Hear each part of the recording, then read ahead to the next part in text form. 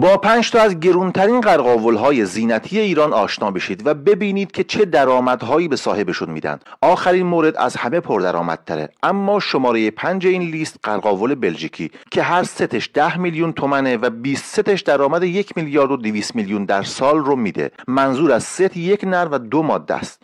شماره 4 قرقاول سیلور، قیمت هر ستش 9 میلیون تومنه و 20 ستش 1 میلیارد و 200 میلیون تومان درآمد میده.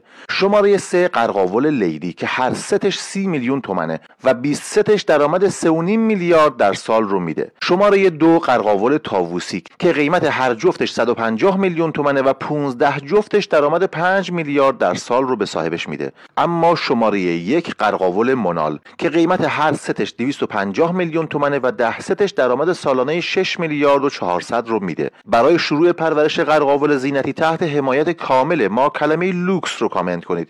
تمام اطلاعات فوراً براتون دایرکت میشه و میتونید پرورشتون رو تحت مشاوره دائم پشتیبان هامون شروع کنید.